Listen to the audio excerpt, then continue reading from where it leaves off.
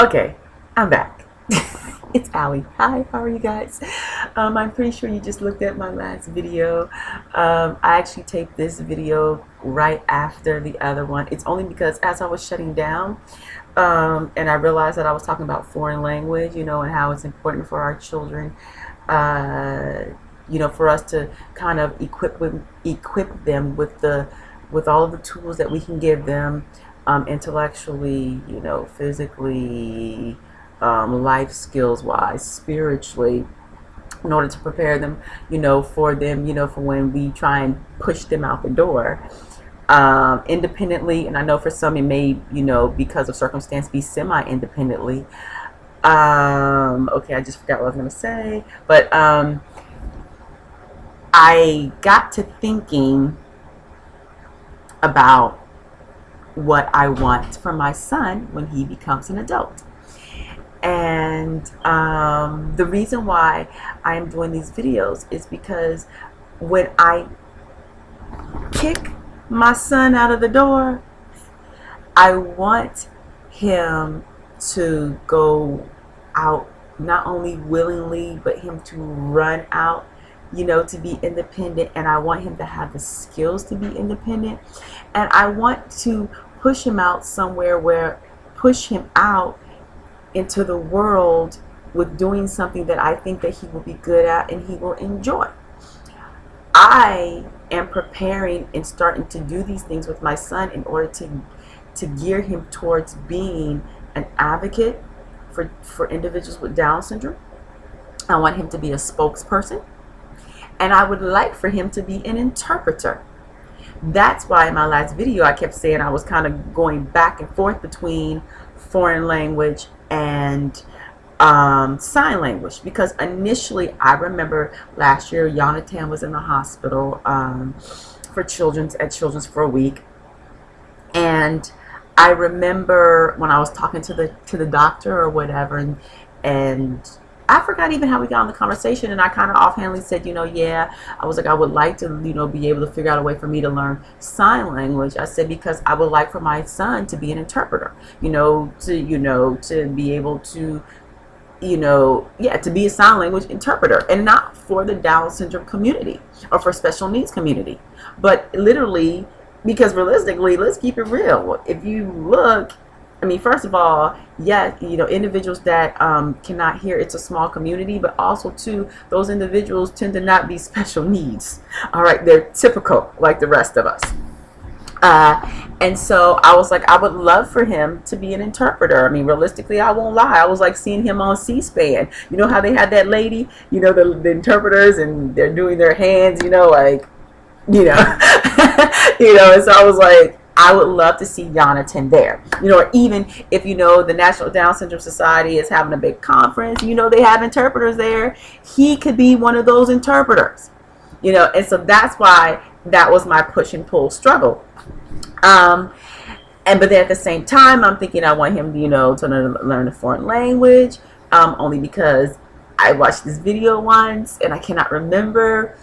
It wasn't a video. I only got to see portions of the movie, but HBO did this documentary on this couple, and I remember she was a Latina, and I remember, she's speaking English to her husband, but then she's doing an interview, she's speaking Spanish, and you could see the enlightenment in her eyes. I mean, the reality of it is the more educated that your children that with Down syndrome have, you can see it in their face and in their eyes and the enlightenment that's there, and so I want my son to have that. I want children with Down syndrome to have that.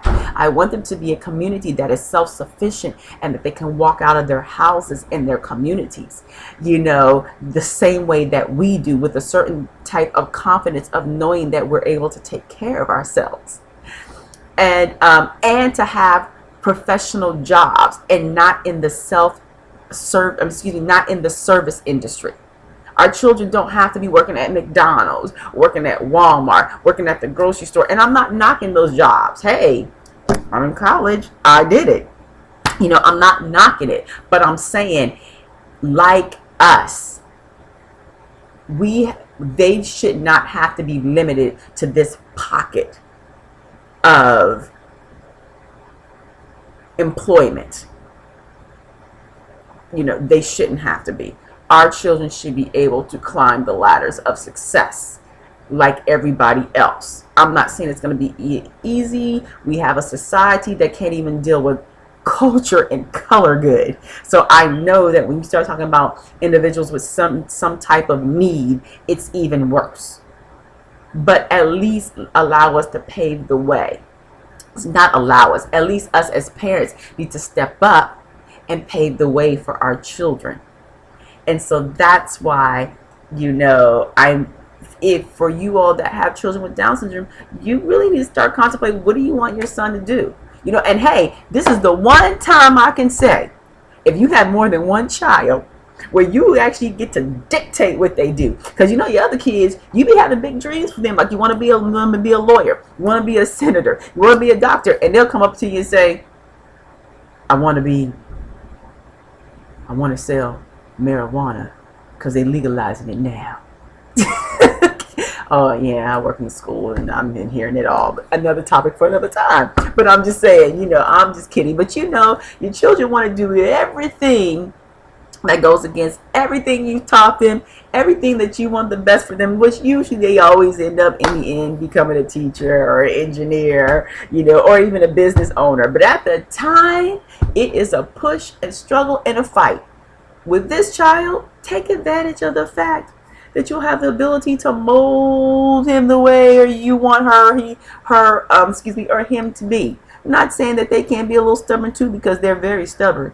Children with individuals with Down syndrome are very stubborn, but at the same time, they'll work with you. And take advantage of that. So, ladies and gents, the fruit or the tip or the thought for today is, what do I want my child to be? What plans? What do I have for them? What wishes and dreams do I have for my child? Is it to have a family? Is it to have a wife or a husband? Is it to have a child?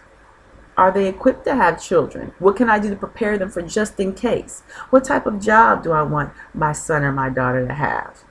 Where do I want them to go to school? Do I want to try and see if they can handle community college? Maybe I can try and send them to university.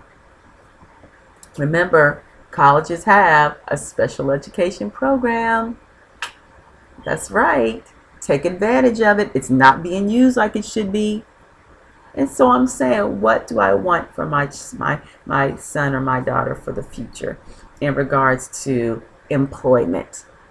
And ladies and gents, no service industry if we don't have to. Now it's different if he wants to be like that young man out in the Midwest who's owning his own business, and he has his own restaurant. Why can't we think bigger? His family did. Now, if you are okay with your child, that's all they want to do, hey, it works, somewhere like at Walmart. Again, there's nothing wrong with that. Kudos to Walmart. They're really good at employing, individuals with special needs. And there's, like I said, there's nothing wrong with that. Hey, that could be one of my son's summer jobs when he's in school, or in college or something. I'm just saying, yes, I have big dreams. I don't know how I'm going to get him there, but I'm going to get him there. And I'm hoping that the rest of the Down syndrome community is behind me. All right, ladies and gents, this is Allie Talks. I am done. Again, conversate with me, dialogue. Please put something into the conversation. You see that we've got that comment box down below. Hey, start typing. Hit the like. It's whatever floats your boat. I just want the conversation and dialogue to continue with us progressive parents in trying to get our children, ready for the future, especially for the future that's about to come in a technologically advanced society. Yeah, I had to throw that in there. That's the educator in me. All right, ladies and gents, I'll see you later. Bye.